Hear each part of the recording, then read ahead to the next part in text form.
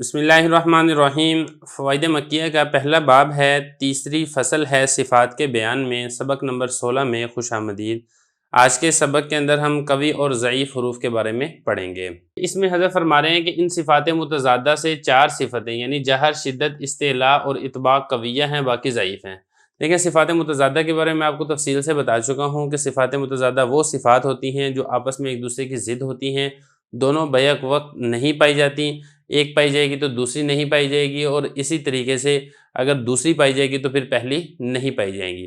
اور پھر میں نے آپ کو وہاں پر یہ بھی تفصیل کے ساتھ بتا دیا تھا کہ کوئی حرف بیک وقت ان دونوں سے خالی بھی نہیں ہو سکتا۔ 4 صفات میں نے یہاں پہ حضرت نے ذکر کی تھی، جہر، شدت، استعلاء اور اطباق، جن کو حضرت نے صفات متضادہ میں سے ذکر کیا تھا۔ اور وہاں سے میں نے آپ کو یہ بھی بتایا تھا کہ صفت اسمات اور صفت ادلاق یہ بھی صفات متضادہ میں سے ہیں جن کو حضرت نے ذکر نہیں کیا ہے۔ تو خلاصہ یہ ہے کہ جو 4 صفات ہیں یہ والی، اور اس کے اندر جو 5ویں صفت ہے صفت اسمات، یہ بھی قوی صفت ہے۔ تو اگر کتاب کے اعتبار سے دیکھیں گے تو یہ 4 صفات حضرت نے ذکر کی ہیں صفات متضادہ میں سے، لیکن اگر آپ حقیقت کے اعتبار سے دیکھتے ہیں تو 5ویں صفت جو ہے صفت اسمات، یہ بھی صفات قویہ میں سے ہے، اور جو اس کی ضد ہے صفت اطلاق، یہ جو صفت ہے یہ صفت ضعیف ہے۔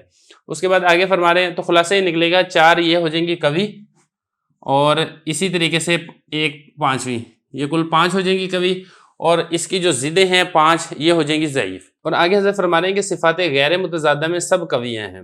مطلب صفات غیر متضادہ کے بارے میں نے آپ کو تفصیل بتا دی تھی۔ ایک تو یہ ہے کہ ایک دوسرے کی ضد نہیں ہوتی، یعنی اگر ایک صفت پائی جا رہی ہے تو لازمی طور پر اس کی ضد بھی کوئی صفت پائی جائے گی، ایسا نہیں ہے۔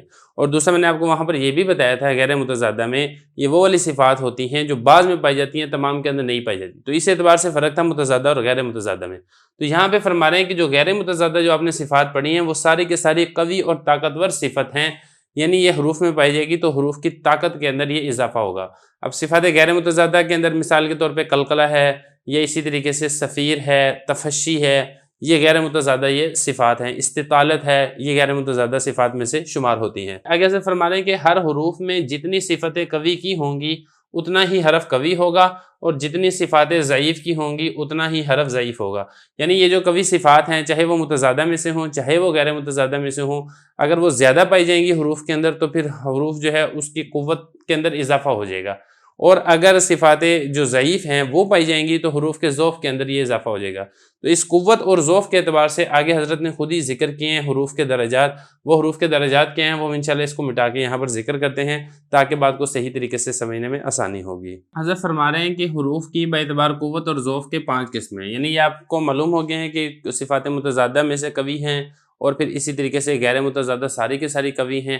اب اس اعتبار سے یعنی جس حرف کے اندر جتنی قوی صفات پائی جائیں گی وہ اتنا ہی زیادہ قوی ہوگا، اور جس حرف کے اندر جتنی ضعیف صفات پائی جائیں گی وہ حرف اتنا ہی زیادہ ضعیف ہوگا۔ تو اس اعتبار سے کل 5 قسمیں بنتی ہیں۔ پہلے نمبر پر ہے اقوی حروف، یعنی بہت زیادہ طاقتور حروف۔ دوسرے نمبر پر ہے قوی حروف، قوی حروف کا مطلب ہوتا ہے یعنی طاقتور حروف، اور متوسط درمیانے حروف۔ ضعیف اس کا مطلب ہوتا ہے کمزور حروف، اور اضعف اس کا مطلب ہوتا ہے بہت زیادہ کمزور حروف۔ یہ تو میں نے اس کا لفظی ترجمہ کر دیا ہے۔ اب آپ جو یہاں پر اس فن کی اصطلاح کے اندر یہ والے حروف ہیں ان کا کیا مطلب ہے اس کے بارے میں آپ سمجھ لیں۔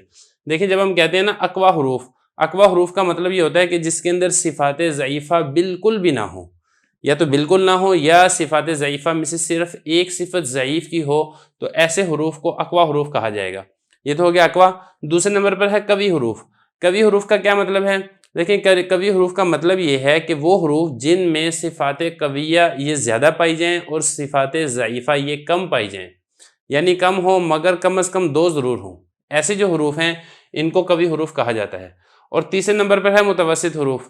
متوسط حروف کا مطلب یہ ہے کہ یہ وہ حروف ہوتے ہیں جن میں صفات قویہ اور صفات ضعیفہ دونوں برابر درجے کی پائی جائیں، ایسے جو حروف ہیں ان کو متوسط حروف کہا جاتا ہے۔ اور اسی طریقے سے جو ضعیف حروف ہیں، ضعیف حروف کا مطلب یہ ہے کہ جن میں صفات ضعیفہ وہ زیادہ ہوں اور صفات قویہ وہ کم ہوں، اور صفات قویہ کم از کم 2 ہوں، تو ایسے جو حروف ہوں ان کو حروف ضعیفہ یہ کہا جاتا ہے۔ اب آخری نمبر پر جو ہے اضعف حروف. اضعف کا مطلب کیا ہے؟ زیادہ کمزور. مطلب یہ ہے کہ جن میں صفات قویہ یا تو بالکل بھی نہ ہوں یا اگر ہو تو صرف ایک صفت قویہ ہو.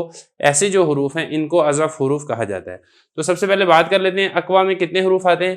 اس میں ایک ہے صاد، طا، ظا اور قاف، یہ کل ہوں گے 4 حروف.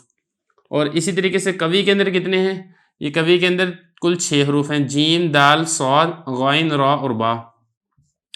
اور متوسط کے اندر کتنے حروف ہیں؟ یہ کل 8 ہیں، حمزہ، الف، زا، تا، خا، دال، عین اور کاف. یہ کل 8 ہو گئے. اچھا اس کے بعد آپ آگے دیکھیں ضعیف حروف، یہ کل 5 ہیں، سین، شین، لام، میم اور واو. یہ کل 5 حروف ہیں. اسی طریقے سے جو اضعف حروف ہیں سا، ہا، نون، میم، فا اور ہا، یہ کل 6 حروف ہیں.